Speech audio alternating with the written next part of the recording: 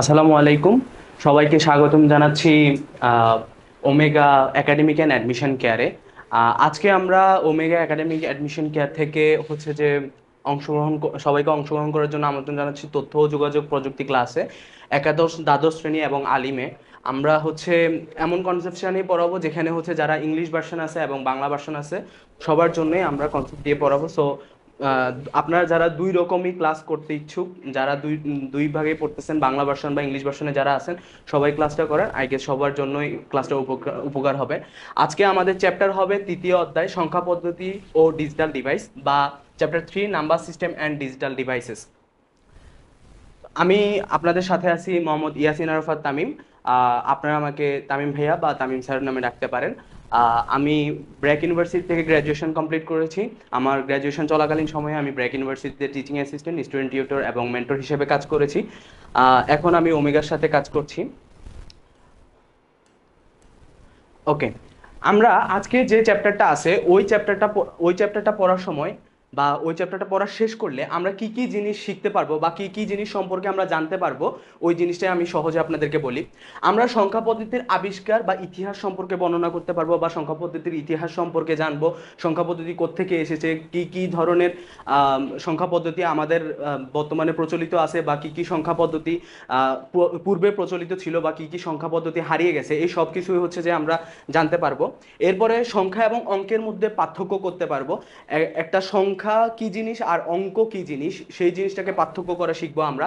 সংখ্যা পদ্ধতির প্রকারভেদ নিয়ে জানবো, এবং যে সকল সংখ্যা পদ্ধতির প্রকারভেদ আসবে তার প্রত্যেকটা সংখ্যা পদ্ধতিতে কয়টি সংখ্যা নিয়ে কাজ করা হয়, তার বেস কি, বা কিভাবে সংখ্যা পদ্ধতির রূপান্তর করা যায়, এই সব জিনিস নিয়েই আমরা পড়বো। এবং আমরা সংখ্যা পদ্ধতির রূপান্তরগুলা মোস্ট প্রবাবলি এই লেকচারে শেষ করতে পারবো না। আমরা ধারাবাহিকভাবে লেকচার দিতে থাকবো চ্যাপ্টার 3 এর, যেখানে আমরা একটার পর একটা টপিক হচ্ছে যে আলোচনা করে যাব। তো আজকে আমাদের ফার্স্ট টপিক হচ্ছে সংখ্যা পদ্ধতির আবিষ্কারের ইতিহাস। সংখ্যা পদ্ধতির আবিষ্কারের ইতিহাস নিয়ে যদি আমরা কথা বলি, তাহলে প্রথমে আমাদেরকে তিনটি সভ্যতা নিয়ে কথা বলতে হবে। প্রথমে হচ্ছে যে সুমেরিয়ান, মিশরীয় এবং ব্যাবিলনীয় সভ্যতা। এই তিনটি সভ্যতাকে নিয়ে আমরা অনেক কথা শুনেছি, বা এই তিনটি সভ্যতা নিয়ে আমরা প্রায় অনেকেই জানি। কিন্তু আমরা এটা জানি না যে সংখ্যা পদ্ধতির সাথে এই তিনটি সভ্যতার কিভাবে যোগসাজশ আছে। মূলত সুমেরিয়ান, ব্যাবিলনীয় এবং মিশরীয় সভ্যতা হলো বর্তমান যে পৃথিবী আছে এই পৃথিবীর সৃষ্টির শুরুকালীন সময়ে প্রথম সভ্যতা, যা প্রায় 5,000 বছর পূর্বে হচ্ছে যে সৃষ্টি হয়েছিল। তো সুমেরিয়ান সভ্যতা এবং ব্যাবিলনীয় সভ্যতা এবং মিশরীয় সভ্যতা, তিনটি সভ্যতায় আলাদা আলাদা সংখ্যা পদ্ধতি হচ্ছে যে ব্যবহার করা হতো। তো যেটা সুমেরীয় এবং বা ব্যাবিলনীয় সংখ্যা পদ্ধতি ছিল, সেই সংখ্যা পদ্ধতিতে মূলত ষাট ভিত্তিক সংখ্যা পদ্ধতি বলা হতো। আমরা নতুন একটি শব্দ শুনলাম, সেটি হচ্ছে ষাট ভিত্তিক। এই ষাট ভিত্তিক জিনিসটা বলতে আমরা কি বুঝতেছি? আমরা পরবর্তীতে যখন নাম্বার সিস্টেমের প্রকারভেদ নিয়ে পড়বো, বা হচ্ছে যে সংখ্যা পদ্ধতির প্রকারভেদ নিয়ে পড়বো, তখন আমরা দেখতে পাবো যে ভিত্তি কি বা বেস কি। এখন যদি আমি সহজে আপনাদেরকে বুঝাই, তাহলে সহজে আমি এটাই বলবো যে যে সংখ্যা পদ্ধতিতে বা কোনো একটি সংখ্যা পদ্ধতিতে যে সকল অঙ্ক বা যে সকল সংখ্যা নিয়ে কাজ করা হয়, বা যতগুলো অঙ্ক বা যতগুলো সংখ্যা নিয়ে কাজ করা হয়, তার সমষ্টিকে আমরা তার ভিত্তি বা বেস বলি সহজে। তো এখন এখানে ষাট ভিত্তিক বলতে সুমেরিয়ান এবং যে হচ্ছে ব্যাবিলনীয় সভ্যতা ছিল, তাদের সংখ্যা পদ্ধতি ছিল ষাট ভিত্তিক। মানে তাদের সংখ্যা পদ্ধতিতে ষাটটি ভিন্ন ভিন্ন অঙ্ক ছিল। ষাটটি ভিন্ন ভিন্ন অঙ্ক ছিল। কিরকম অঙ্ক বলতে কিরকম বুঝছি, যেমন আমরা যদি এখন যেগুলো আমরা প্রচলিত ব্যবহার করছি, সেগুলো হচ্ছে কিরকম 0, 1, 2, 3, 4, এরকম অর, 0, 1, 2, 3, 4 এরকম আমরা ব্যবহার করতেছি। তো এখানে শূন্য একটি অঙ্ক, এক একটি অঙ্ক, দুই একটি অঙ্ক, এরকম ষাট ভিত্তিক সংখ্যা পদ্ধতিতে ষাটটি আলাদা আলাদা অঙ্ক ছিল। বর্তমানে আমরা যে সকল সংখ্যা পদ্ধতি ব্যবহার করছি, সেই সকল সংখ্যা পদ্ধতি মধ্যে রয়েছে আপনার অক্টাল বা হেক্সাডেসিমাল, বা দশ ভিত্তিক সংখ্যা পদ্ধতি বা ডেসিমাল সংখ্যা পদ্ধতি বলি আমরা, বা বাইনারি সংখ্যা পদ্ধতি বলি। তো 10 ভিত্তিক সংখ্যা পদ্ধতির যে সংখ্যা পদ্ধতিটা, এইখানেও প্রায় 10টি অঙ্ক রয়েছে।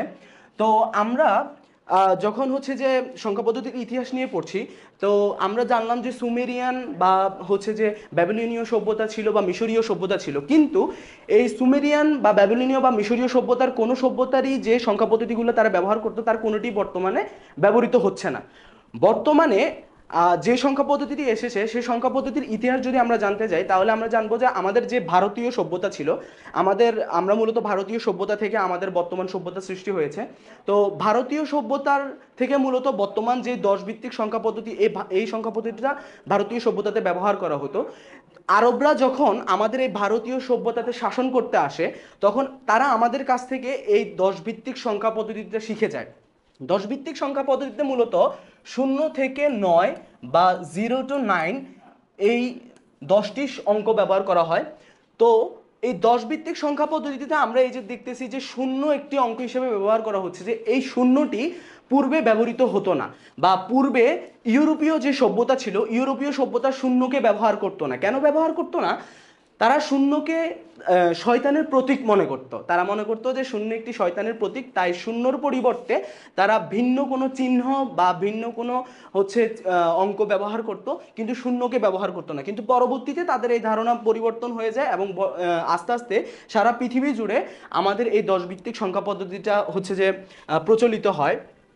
তো আমরা এখানে কয়েকটা সংখ্যা পদ্ধতি দেখতেছি। এর মধ্যে দেখেন, ফার্স্ট যে সংখ্যা পদ্ধতিটা আছে, প্রথমে যে সংখ্যা পদ্ধতিটা আছে হিন্দু অ্যান্ড অ্যারাবিক। আমরা এই হিন্দু অ্যান্ড অ্যারাবিক সংখ্যা পদ্ধতিটা মূলত হচ্ছে যে আমাদের যেই ভারতীয় সভ্যতার সংখ্যা পদ্ধতি বলতেছি সেই সংখ্যা পদ্ধতিটা। তো এই সংখ্যা পদ্ধতিতে প্রথমে কি ইউজ করা হতো?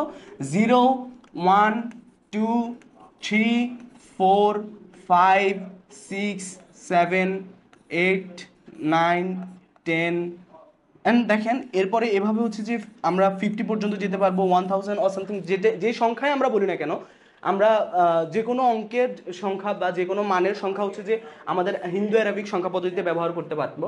এরপরে আমি আপনাদেরকে বললাম যে ব্যাবিলনীয় সংখ্যা পদ্ধতি আছে, সুমেরিয়ান সংখ্যা পদ্ধতি আছে, ঠিক তেমনি আরেকটি সভ্যতা আছে, সেটা হচ্ছে রোমান সভ্যতা। রোমান সভ্যতার সাথে যেই সংখ্যা পদ্ধতি ব্যবহার করতে হতো বা রোমানরা যে সংখ্যা পদ্ধতি ব্যবহার করতেন সেই সংখ্যা পদ্ধতির সাথে মূলত আমরা সবাই প্রায় মোটামুটি প্রচলিত বা পরিচিত। কিরকম? আমরা ছোটবেলা থেকে এরকম যে রোমান সংখ্যা ইউজ করা শিখেছি। এখন দেখেন রোমান সভ্যতা যে সংখ্যা পদ্ধতি ব্যবহার করতো সেই সংখ্যা পদ্ধতি দেখবেন প্রত্যেকটা সংখ্যার নিজস্ব একটা মান আছে। কিরকম? দেখেন এখানে রোমানে ওরা 1 লিখতেছে, এটার মান হচ্ছে যে 1। এখানে ওরা 2 লিখতেছে, এটার মান হচ্ছে 2। এখানে ওরা 3 লিখতেছে, এটার মান হচ্ছে যে 3। এখানে ওরা 4 লিখতেছে, এখানে মান হচ্ছে 4। এখানে 5 লিখতেছে, এটার মান হচ্ছে 5। দেখেন ওদের প্রত্যেকটা চিহ্ন আলাদা আলাদা একটি মান প্রকাশ করতেছে। তার মানে আমরা কি বুঝতে পারলাম? আমরা বুঝতে পারলাম যে রোমানদের যে সংখ্যা পদ্ধতি ছিল সেই সংখ্যা পদ্ধতি কোনো স্থানীয় মান ভিত্তিক ছিল না। স্থানীয় মান কি? এখন স্থানীয় মানের কথা যদি আমি বুঝাই, দেখেন আমরা আমাদের বর্তমান যে প্রচলিত সংখ্যা পদ্ধতি আছে, প্রচলিত সংখ্যা পদ্ধতিতে একটা সংখ্যা লিখি, লাইক আপনার 1050 আমরা লিখলাম। এখন দেখেন 1050-এর ভিতরে 2টা শূন্য আছে, এখানে 2টা শূন্য আমরা দেখতে পাচ্ছি। 2টা শূন্যরই মান কিন্তু শূন্যই, সে মানের বেলায় সে শূন্য, কিন্তু এখানে যে শূন্যটা আছে এর মান শূন্য, এর স্থান ভেদে এর মান শূন্য হলো, এই শূন্যের স্থান ভেদে এর মান কিন্তু 100-র সমান পড়ে। ঠিক আছে? কেন 100 সমান পড়ে? দেখেন সে কিন্তু পজিশন ভেদে তার মানটা ডিপেন্ড করবে। এখানে যে শূন্যটা আছে সেই শূন্যটার পরে আরও 2টি সংখ্যা রয়েছে এবং সে যখন 2টি সংখ্যার পরে বসতেছে তখন তার মানটা অন্য কিছু মিন করতেছে। ঠিক সেম টু সেম 1-এর মান মিন করে যে 1, কিন্তু তার অবস্থানের কারণে এখানে তার মানটা কীরকম হচ্ছে যে 1000। সো আমরা কি বুঝতে পারতেছি যে এখানে আমরা যে প্রচলিত সংখ্যা পদ্ধতি ব্যবহার করতেছি, প্রচলিত সংখ্যা পদ্ধতিতে সংখ্যাটা যখন তার জায়গা পরিবর্তন করতেছে তখন মানেরও পরিবর্তন হচ্ছে। কিন্তু এই জিনিসটা আমাদের যে রোমান সংখ্যা পদ্ধতি আছে, রোমান সংখ্যা পদ্ধতিতে কখনো এই জিনিসটা ছিল না। তাদের প্রত্যেকটি মানের জন্য তারা আলাদা আলাদা একটি চিহ্ন ব্যবহার করত। তো সেম টু সেম আমরা আরো অনেকগুলো সংখ্যা পদ্ধতি দেখতে পাচ্ছি। গ্রিকদের একটা সংখ্যা পদ্ধতি ছিল, ইজিপশিয়ানদের একটা সংখ্যা পদ্ধতি ছিল, এটা ব্যাবিলিয়ানদের, এরপরে চাইনিজদের একটা সংখ্যা পদ্ধতি আছে। তো এরকম অনেকগুলো সংখ্যা পদ্ধতি যে অনেক সময় এসেছে বাট আমি যেটা বললাম যে বর্তমানে আমাদের যে সংখ্যা পদ্ধতি প্রচলিত আছে ওই সংখ্যা পদ্ধতি মূলত ভারতীয় সভ্যতা থেকে এসেছে, যেটা মূলত ইউরোপিয়ানদের কাছে পৌঁছে দিয়েছে আরবীয়রা, বিকজ তারা আমাদের ভারতীয় সভ্যতায় শাসন করেছিল। এখন আমরা ইতিহাস তো যে জেনে ফেললাম, এখন আমরা সংখ্যা পদ্ধতি বা নাম্বার সিস্টেম জিনিসটা কি সেই জিনিসটার সাথে আমরা পরিচিত হই। দেখেন সংখ্যা পদ্ধতির যদি কোনো আমি একটি সংজ্ঞা বলি বা একটা স্পেসিফিক সংজ্ঞা দাঁড়ায়, তাহলে হচ্ছে এটা আমরা এভাবে বলতে পারি, কোনো সংখ্যাকে লেখা সরি কোনো সংখ্যাকে লেখা বা প্রকাশ ও এর সাহায্যে গাণিতিক হিসাব নিকাশের জন্য ব্যবহৃত পদ্ধতি হলো সংখ্যা পদ্ধতি। মূলত সংখ্যা পদ্ধতিতে আমরা কি করতেছি, কয়েকটা নাম্বার নিয়ে খেলতেছি, কয়েকটা নাম্বার নিয়ে আমরা বিভিন্ন মান প্রকাশ করার চেষ্টা করতেছি। তো সহজ ভাষায় আপনার গাণিতিক হিসাব নিকাশের জন্য আপনি যে কোনো সংখ্যা পদ্ধতি ব্যবহার করার জন্য যে সংখ্যা বা যে চিহ্ন লেখেন বা যে প্রকাশ করার মাধ্যম লিখেন বা যে সকল নিয়মগুলো ব্যবহার করে ওই সংখ্যা পদ্ধতির সংখ্যাগুলোকে প্রকাশ করেন, তাকে আমরা একসাথে বলতে পারি যে এক একটা সংখ্যা পদ্ধতি। এখন দেখেন সংখ্যা পদ্ধতির মধ্যে কি কি থাকতে পারে। একটা সংখ্যা পদ্ধতির মধ্যে প্রথম কথা হচ্ছে যে তার বিভিন্ন সংখ্যার তার মানের ভেদে বিভিন্ন চিহ্ন থাকতে পারে। যেমন শূন্যের মানের জন্য এটা একটা চিহ্ন, একের মানের জন্য এটা একটা চিহ্ন, দুইয়ের মানের জন্য এটা একটা চিহ্ন, তিনের মানের জন্য এটা একটা চিহ্ন। তো প্রত্যেকটা ডিফারেন্ট চিহ্ন একটা ডিফারেন্ট মান থাকবে, এটা স্বাভাবিক। এরপরে যেগুলোকে আমরা মূলত হচ্ছে যে অপারেটর বলি, ইংলিশে আমরা এগুলোকে অপারেটর বলি, এক একটা ডিফারেন্ট অপারেটর। এগুলো হচ্ছে আমাদের এই অপারেটরগুলো ব্যবহার করে আমরা কি করতে পারি, আমরা আমাদের সংখ্যা পদ্ধতির মধ্যে বিভিন্ন মানকে যোগ করতে পারি, বিভিন্ন মানকে একটা মান থেকে আরেকটা মানকে বিয়োগ করতে পারি। কিরকম, ধরেন আমার বর্তমান প্রচলিত একটা সংখ্যা পদ্ধতি ধরলাম আমরা যে 20। এখন আমি ধরেন এখান থেকে হচ্ছে যে 20 থেকে হচ্ছে যে 15 বাদ দিব, আসলে হচ্ছে যে 5। এখন দেখেন সংখ্যা পদ্ধতিতে কি থাকতেছে, ভিন্ন ভিন্ন চিহ্ন বা অঙ্ক থাকতেছে, কতগুলো অপারেটর থাকতেছে, এই যে এক একটা অপারেটর থাকতেছে। এরপরে আমরা এই সংখ্যা পদ্ধতির মাধ্যমে কি করতেছি, আমরা যোগ করতেছি, আমরা হিসাব নিকাশের কাজ। আমরা শুরুতেই বললাম যে নাম্বার সিস্টেমে মূলত আমরা কি করব, হিসাব নিকাশের কাজ করব। তো হিসাব নিকাশের কাজ করলে হিসাব নিকাশের কাজ কি করতে পারি, যোগ করতে পারি, বিয়োগ করতে পারি, গুণ করতে পারি, ভাগ করতে পারি, ইত্যাদি আরো অনেক কিছু হইতে পারে, গণিতে আরো অনেক নিয়ম আছে। তো আমরা মূলত জানলাম যে কি সংখ্যা পদ্ধতিতে অনেকগুলো সংখ্যা বা চিহ্ন থাকবে, অনেকগুলো অপারেটর থাকবে, মূলত 4টা অপারেটরই আছে। এরপরে হচ্ছে কতগুলো নিয়ম থাকবে, যে নিয়মগুলোর মধ্যে আমরা যোগ করতে পারবো, বিয়োগ করতে পারবো, গুণ করতে পারবো, ভাগ করতে পারবো, এরকম কয়েকটা জিনিস করতে পারবো। এখন দেখেন সংখ্যা পদ্ধতির প্রকারভেদ নিয়ে যদি আমরা বলি, ঠিক আছে, সংখ্যা পদ্ধতির প্রকারভেদ দেখেন, সংখ্যা পদ্ধতির প্রকারভেদের মধ্যে দুই রকম, ঠিক আছে, দুই রকম হচ্ছে যে সংখ্যা পদ্ধতির কথা বলা হয়েছে। একটা হচ্ছে যে পজিশনাল সংখ্যা পদ্ধতি, আর একটা হচ্ছে নন পজিশনাল সংখ্যা পদ্ধতি, ঠিক আছে। একটা হচ্ছে পজিশনাল সংখ্যা পদ্ধতি, আর একটা হচ্ছে নন পজিশনাল সংখ্যা পদ্ধতি। এখন দেখেন আমরা দুই রকম সংখ্যা পদ্ধতি জানলাম। একটু আগে আমি বলেছিলাম, যখন আমরা সংখ্যা পদ্ধতির বিষয়গুলো নিয়ে আলোচনা করছিলাম, তখন আমি বলেছিলাম যে রোমান যে সভ্যতা আছে তারা যে সংখ্যাগুলো লিখতেছে 1 2 3 4 5, এই সংখ্যাগুলো কি, এগুলোর কোনো স্থানীয় মান নেই, এগুলো সবগুলো এক একটা চিহ্ন একটা নির্দিষ্ট মানকে প্রকাশ করে, এগুলো কোনো স্থানীয় মান ভিত্তিক না। কিন্তু আমাদের ধরেন 10 ভিত্তিক যে সংখ্যা পদ্ধতি আছে, যেরকম 0 1 2 3 4 5, এরকম যে সংখ্যা পদ্ধতি আছে, এই সংখ্যা পদ্ধতিগুলো স্থানীয় মানভিত্তিক। তো এখানে মূলত মূল ডিফারেন্সটা এখানে আমাদের, যে সকল সংখ্যা পদ্ধতির কোনো স্থানীয় মানভিত্তিক না, বা যে সকল সংখ্যা পদ্ধতির ক্ষেত্রে স্থানীয় মানটা কখনো ডিপেন্ড করে না, বা স্থানীয় মানটা কখনো হচ্ছে যে জাজ করতে হয় না, সেই সংখ্যা পদ্ধতিকে আমরা বলতেছি নন পজিশনাল সংখ্যা পদ্ধতি। আর যে সকল সংখ্যা পদ্ধতি মূলত তার স্থানীয় মানের ভেদে, স্থানীয় পজিশন, তার যে যে জায়গায় সে বসতেছে তার জায়গার ভেদে তার মানের একটা ডিফারেন্স আসতেছে, সেই সংখ্যা পদ্ধতিগুলোকে আমরা মূলত পজিশনাল সংখ্যা পদ্ধতি বলতেছি। এখন দেখেন আমরা জিনিসটাকে আরো বেশি হচ্ছে যে ইনডেপথ যাই, তাহলে হচ্ছে যে আমরা আস্তে আস্তে বুঝতে পারবো। আসেন আমরা হচ্ছে এই নন পজিশনাল সংখ্যা পদ্ধতিটা নিয়ে হচ্ছে যে আরেকটু কথা বলি। দেখেন নন পজিশনাল সংখ্যা পদ্ধতির ক্ষেত্রে আপনি আরেকটা জিনিসের সাথে আমি আপনাদেরকে পরিচয় করাই দিই। দেখেন এটা হচ্ছে রোমানদের যে সংখ্যা পদ্ধতি, রোমানদের সংখ্যা পদ্ধতিতে এখানে দেখানো হয়েছে।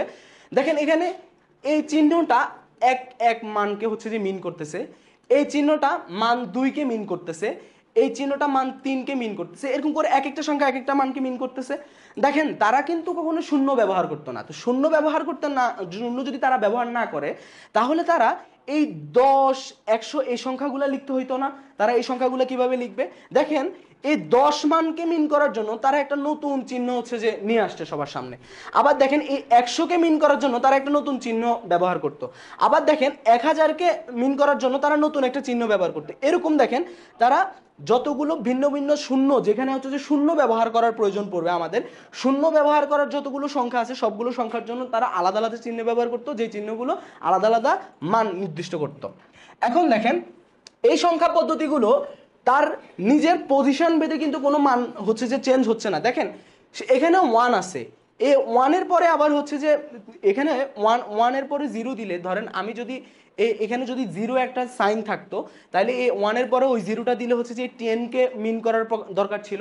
কিন্তু তারা যেহেতু শূন্য ভিত্তিক সংখ্যা পদ্ধতি ব্যবহার করে নাই, বা শূন্য তাদের সংখ্যা পদ্ধতিতে ছিল না, এবং তাদের সংখ্যা পদ্ধতিতে যেহেতু স্থানীয় মান ভিত্তিক না, সেজন্য তারা প্রত্যেকটা মানের জন্য আলাদা আলাদা চিহ্ন ব্যবহার করছে, যার কারণেই তাদেরকে আমরা নন পজিশনাল সংখ্যা পদ্ধতি বলতেছি। ওকে, এরপরে আমরা পজিশনাল সংখ্যা পদ্ধতি নিয়ে আলোচনা করি। পজিশনাল সংখ্যা পদ্ধতি যখন আমরা আসতেছি, ঠিক তার বিপরীত এতক্ষণ পর্যন্ত আমরা আপনাদেরকে হচ্ছে যে জিনিসটা বলতেছিলাম যে নন পজিশনাল ক্ষেত্রে হচ্ছে যে কি, তার স্থানীয় মান থাকে না, সেই স্থানীয় মানের বেদে তার মান ভিন্ন হয় না। তার মানে পজিশনালের ক্ষেত্রে কি হবে, সিম্পল তার স্থানীয় মানকে ব্যবহার করা হবে। কিরকম আসেন আমরা দেখি। দেখেন আমরা ছোটবেলায় একটা হচ্ছে যে গণনা পদ্ধতি শিখেছি। কিরকম, আমরা বলতাম, আমাদের স্কুলে শেখানো হতো একক, দশক, এরকম করে হচ্ছে যে শেখানো হতো সংখ্যা পদ্ধতিটা। এটা যেভাবে আমরা ব্যবহার করতাম, যেমন ধরেন আমি আরেকটা সংখ্যা লিখি 1235, ঠিক আছে। এখন দেখেন এই 1235-এ 4টা আলাদা আলাদা সংখ্যা ব্যবহার করা হয়েছে, বা 4টা আলাদা আলাদা অঙ্ক ব্যবহার করা হয়েছে। কিরকম, 1 2 3 5, ঠিক আছে। এখন দেখেন এই 5-এর মান কত, নর্মালি তার মান হচ্ছে যে 5। তার স্থানীয় মান কত, তার স্থানীয় মান হচ্ছে 1। তাহলে সে এখানে কত মান নিয়ে বসে আছে, 5 নিয়ে বসে আছে, ঠিক আছে। এখন দেখেন আমরা 3-এর জন্য যদি বলি, 3-এর মান কত, 3। তার স্থান কোথায়, স্থানীয় মান হচ্ছে 2। কিন্তু এখানে সে কত ভ্যালু নিয়ে বসে আছে, যেহেতু তার স্থানীয় মান 2, সেহেতু সে এখানে ভ্যালু প্রকাশ করতেছে কত, 30, ঠিক আছে। একক, দশক আমরা বুঝতে পারছি, একক, দশক, শতক। তো এরপরে 3-এ তাহলে কত হবে, দেখেন এখানে সরি 2-এ কত হবে, তাহলে দেখেন 2-এর মান হবে 2, স্থানীয় মান হচ্ছে তার 3। তাহলে সে হচ্ছে শতকের পর্যায়ে পড়তেছে, তার স্থানীয় মান হচ্ছে 200, ঠিক আছে। তাহলে এখানে দেখেন 2 স্বাভাবিকভাবে তার মান হচ্ছে 2, কিন্তু সে স্থান ভেদে যখন স্থান পরিবর্তন করতেছে, তখন তার মানটা কিন্তু অনেক বেশি প্রকাশ পাচ্ছে। তো এই যে সে যখন তার স্থান পরিবর্তন করার কারণে মানের পরিবর্তন হচ্ছে, এরকম যতগুলো সংখ্যা পদ্ধতি আমরা পাবো, সবগুলো সংখ্যা পদ্ধতিকে আমরা কি বলবো, এক কথায় পজিশনাল সংখ্যা পদ্ধতি। এটাকে আমরা একটা আলাদা সংজ্ঞা হিসেবে বলতে পারি, বা আপনি সহজে এই সংজ্ঞাটাকেই হচ্ছে যে আপনার পরীক্ষার খাতায় লিখতে পারেন, যে পজিশনাল সংখ্যা পদ্ধতি কিভাবে আসছে আর নন পজিশনাল সংখ্যা পদ্ধতি কিভাবে আসছে, নন পজিশনাল সংখ্যা পদ্ধতি কাকে বলে বা পজিশনাল সংখ্যা পদ্ধতি কাকে বলে, এই জিনিসগুলা শর্ট কোশ্চেন আকারে আমরা হচ্ছে যে এইভাবে দেখতে পাবো। এরপরে আসেন আমরা হচ্ছে যে নেক্সট স্লাইডে চলে যাই। আমরা হচ্ছে এখন পজিশনাল সংখ্যা পদ্ধতি নিয়ে হচ্ছে যে আরো বিস্তারিত আলোচনা করি। পজিশনাল সংখ্যা পদ্ধতিতে কি কি আছে, সরি এখানে হচ্ছে একটা স্পেলিং মিস্টেক আছে, অক্টাল হবে জিনিসটা। পজিশনাল সংখ্যা পদ্ধতি কয় প্রকার, 4 প্রকার। কি কি, বাইনারি, বা আমরা ইংলিশে লিখতে পারি এরকম বাইনারি। এরপরে কি আছে, অক্টাল, একটা হচ্ছে অক্টাল, আর একটা হচ্ছে কি ডেসিমাল বা দশমিক সংখ্যা পদ্ধতি। আমি ওইটাও লিখে দিচ্ছি আপনাদেরকে, দশমিক সংখ্যা পদ্ধতি, ঠিক আছে। আরেকটা আছে কি হেক্সাডেসিমাল। ওকে, এখানে 4টা আলাদা আলাদা সংখ্যা পদ্ধতি আছে। এখন দেখেন আমি আপনাদেরকে প্রথমে একটা কথা বলছিলাম যে আমরা যখন সংখ্যা পদ্ধতির প্রকারভেদ সম্পর্কে জানবো, তখন আমরা বেসটা নিয়ে জানবো, ঠিক আছে। বেস, তখন আমি কি বলছিলাম আরেকবার মনে করুন তো, আমি বলছিলাম একটা সংখ্যা পদ্ধতিতে আমরা যতগুলো অঙ্ক বা সংখ্যা নিয়ে কাজ করতেছি, ততগুলো অঙ্ক বা সংখ্যাকে আমরা ওই সংখ্যা পদ্ধতির বেস বা ভিত্তি বলতে পারি। কি বলতে পারি আমরা, বেস বা ভিত্তি বলতে পারি, ঠিক আছে। এখন দেখেন আমরা এখানে প্রত্যেকটা সংখ্যা পদ্ধতির আলাদা আলাদা বেস বা ভিত্তি পাবো। কিরকম দেখেন, আমরা জানি বাইনারি সংখ্যা পদ্ধতির বেস হচ্ছে কত, 2। এই 2 কি মিন করতেছে, এই 2 মিন করতেছে বাইনারি সংখ্যা পদ্ধতিতে শুধুমাত্র দুটি অঙ্ক বা দুটি সংখ্যাকে নিয়ে কাজ করা হয়। দেখেন আমরা দেখি যে কোন দুটি অঙ্ক বা সংখ্যাকে নিয়ে কাজ করা হয়, 0 বা 1, ঠিক আছে, এই বাইনারি সংখ্যা পদ্ধতিতে কয়টি সংখ্যা আছে? শুধুমাত্র দুইটি সংখ্যা আছে, একটা হচ্ছে 0 আর একটা হচ্ছে 1। এখন দেখেন অক্টালের বেস বা ভিত্তি যদি আমি বলি, অক্টালের বেস বা ভিত্তি কত? অক্টালের বেস বা ভিত্তি হচ্ছে 8, ঠিক আছে 8। তাহলে কোন আটটি সংখ্যা বা অঙ্ক নিয়ে কাজ করতেছে অক্টাল? অক্টালে বেসিক্যালি 0 1 2 3 4 5 6 7, ঠিক আছে, এই 8টি সংখ্যাকে নিয়ে হচ্ছে যে অক্টালে আমরা কাজ করতেছি। তাহলে অক্টালের বেস কত আমরা জানলাম? 8। এরপরে আমরা ডেসিমেল, যেটা আমরা বললাম যে আমাদের প্রচলিত হচ্ছে যে সংখ্যা পদ্ধতি, সেটাই এখানে হচ্ছে এর বেস কত হবে বা ভিত্তি কত হবে? এর বেস হচ্ছে 10, ঠিক আছে। এখানে কোন 10টা সংখ্যা নিয়ে কাজ করেন বলতে তো? 0 1 2 3 4 5 6 7 8 9, ঠিক আছে। এই 10টা সংখ্যাকে নিয়ে হচ্ছে আমরা 10 ভিত্তিক সংখ্যা পদ্ধতিতে কাজ করতেছি। তার মানে ডেসিমাল সংখ্যা পদ্ধতি বা ডেসিমাল যে সংখ্যা পদ্ধতি আছে 10 ভিত্তিক ডেসিমাল সংখ্যা পদ্ধতিতে বেস হচ্ছে 10, ঠিক আছে। এরপরে আমরা দেখতেছি কি হেক্সাডেসিমাল। হেক্সাডেসিমালের সংখ্যা পদ্ধতি কত? হেক্সাডেসিমালের বেস বা ভিত্তি হচ্ছে 16, ঠিক আছে। কত? 16। তাহলে এখানে আমরা কয়টা সংখ্যা বা অঙ্ক নিয়ে কাজ করতেছি? আমরা এখানে 16টা সংখ্যা বা অঙ্ক নিয়ে কাজ করতেছি। এখন আসি দেখেন 16টা সংখ্যা আমরা লিখতে থাকি 0 1 2 3 4 5 6 7 8 9 10 11 12 13 14 15, ঠিক আছে। কয়টা সংখ্যা এখানে আমরা লিখছি? টোটাল 16টা সংখ্যা লিখছি। এই 16টা সংখ্যাকে নিয়ে কাজ করা হয়, কিন্তু এখানে একটা ফ্যাক্ট আছে। ফ্যাক্টটা কি? এই যে 11 থেকে যে 15, এই যে হচ্ছে যে 11 থেকে 15 না, 10 থেকে 15, এখানে যে 6টা সংখ্যা আছে, এই 6টা সংখ্যা কিন্তু হচ্ছে যে এভাবে লেখা হয় না।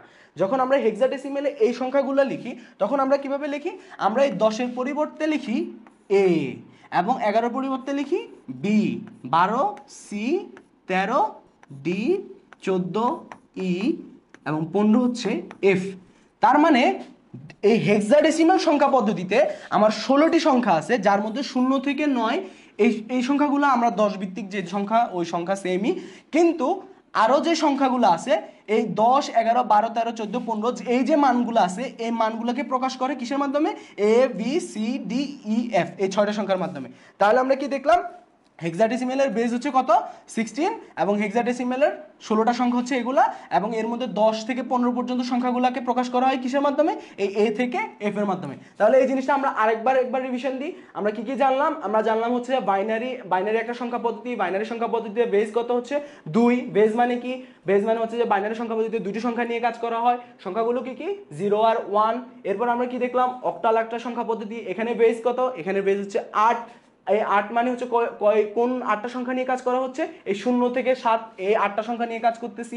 এরপর আমরা কোনটা দেখতেছি? ডেসিমাল সংখ্যা পদ্ধতি দেখতেছি। ডেসিমাল সংখ্যা পদ্ধতিতে বেস কত হচ্ছে? 10। তার বেস যদি 10 হয় তাহলে কোন সংখ্যাগুলো নিয়ে আমরা কাজ করতেছি? 0 থেকে 9। এরপর আমরা কি দেখতে পেলাম? হেক্সাডেসিমাল। হেক্সাডেসিমালে আমরা কয়টা সংখ্যা পদ্ধতিতে আমরা কত বেস পাইছি? 16।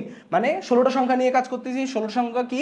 0 থেকে 9 এবং A B C D E F, যেখানে এ মিন করে 10, বি 11, সি 12, ডি 13, ই 14 এবং এফ হচ্ছে 15। তো এটুকু পর্যন্ত আমাদের হচ্ছে যে সংখ্যা পদ্ধতির প্রকারভেদ। পরবর্তীতে আমরা সংখ্যা পদ্ধতির প্রত্যেকটা কনভার্সন শিখবো, মানে একটি সংখ্যা পদ্ধতি থেকে আরেকটি সংখ্যা পদ্ধতি কিভাবে আমরা শিখতে পারি। লাইক বাইনারি একটা সংখ্যাকে আমরা কিভাবে ডেসিমেল করতে পারি, ডেসিমেল একটা সংখ্যাকে কিভাবে বাইনারি করতে পারি, হেক্সাডেসিমেল কিভাবে অক্টাল করতে পারি, অক্টালকে কিভাবে বাইনারি করতে পারি, এগুলো আমরা আস্তে আস্তে শিখবো সংখ্যা পদ্ধতির কনভার্সনে। সবাইকে ধন্যবাদ, সাথে থাকবেন। ওমেগাকে হচ্ছে সাবস্ক্রাইব করেন, আমাদের রেগুলার ক্লাসগুলোর দিকে আপনারা নজর রাখবেন। তাহলে হচ্ছে যে আপনারা সিকোয়েন্সিয়ালি আমরা হচ্ছে লেকচার আপলোড করব, আপনারা হচ্ছে যে পরবর্তীতে লেকচারগুলো ধারাবাহিকভাবে পেতে থাকবেন। আপনারা খুব শর্ট টাইমের মধ্যে ফার্স্ট কোর্স আইসিটি সিলেবাসটা হচ্ছে যে কমপ্লিট করতে পারবেন। Thank you.